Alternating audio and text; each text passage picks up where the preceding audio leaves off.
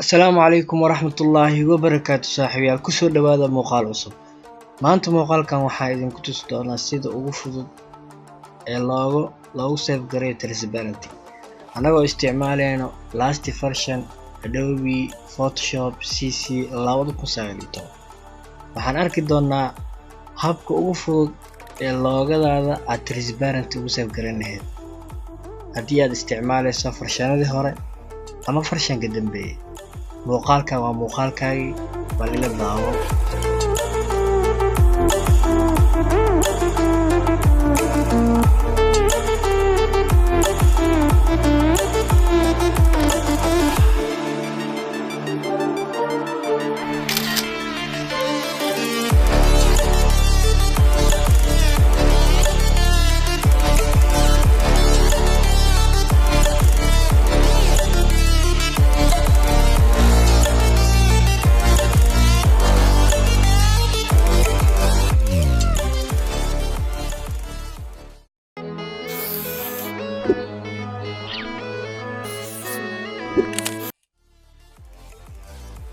وهاك soo dhawaada saaxiibayaal intaana muuqaalka bilaabin ka hor waxaan ka codsanayaa inaad channelkan subscribe saarto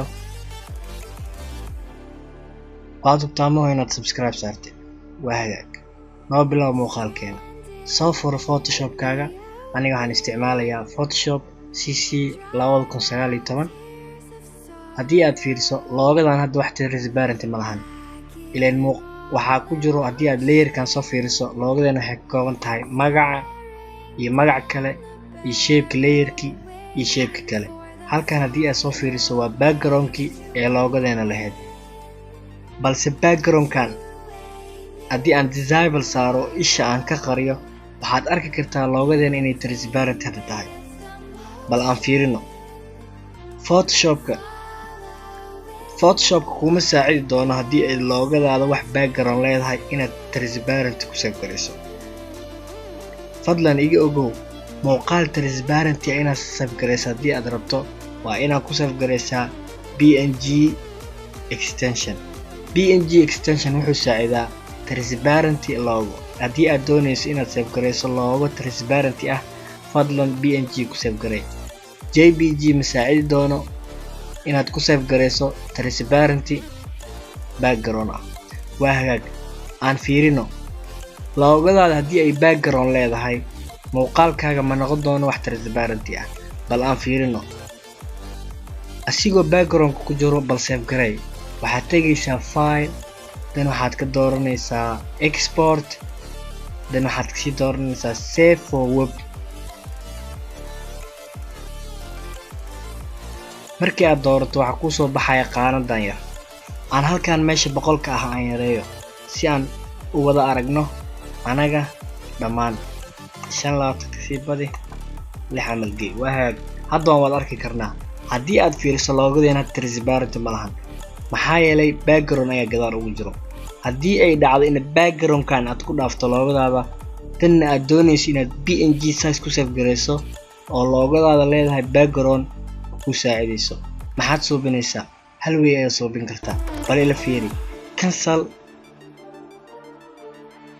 dan projectiga markii aad joogto waxaad suubinaysaa backgroundka ee loogadaada ka hooseeya ama loogadaada qarinaya ee loogadaada ka dambeeya ayaad disable iska saaraysaa visibility-giisa qarinaysaa taa markii aad qariso kadib hadda waxaad arki kartaa waxaad haysataa logo transparency ah hadda muuqaalkaaga wuxuu ka saacidayaa inaad save gareyso PNG transparent waxa aan fiirino waxaad tegaysaa file dan waxaad ka dooranaysaa export dan waxaad ka dooranaysaa save for web dan ay yaray meesha boqolka si aan anaga iyo adigba u adarto waxa meesha boqolka ah ee hoos ayaan filartan taabanayaa dan waxaan dooranayaa boqolkiiba 6 markii aan doorto hadda loogadayda wax image ma lahan hadda uu iga saaciday inaan ku save gareysto transparency isla marka save as ku ordinay waxaad tegaysaa extension and present-ga meeshan aad isku hubinaysaa halkan haddii aad furo drop down mararka qaar waxa ku dooran kara JPG ama GIF ama waxaa ku dooran kara WBMB. waxaad dooranaysaa BNG 8 ama waxaad dooran kartaa BNG 24. labadan ayaad dooran kartaa, kanna door hadda. markii aad doorato BNG 8 halkan ayaad hubinaysaa inay jeega ku saaran tahay transparent. halkan markii ay ku saaran tahay waxba intaan kama bedelaysid, waxaad isticmaalaysaa default setting. tan waxaad tagaysaa save as. dan halkay doonaysaa in lagu save gareeyo muuqaalkaaga. aniga waxaan ku save gareysanayaa IMBC ayaan ka dooranayaa. dan halkan ayaan kasii dooranayaa. dan halkan ayaan ku save gareynayaa. haddii aad fiiriso loogadeena magaca raac fiiri htc.bng. soo majeed bng ayaa raacay extension ah. dan save as. barsaaskii ayuu wadiyaa.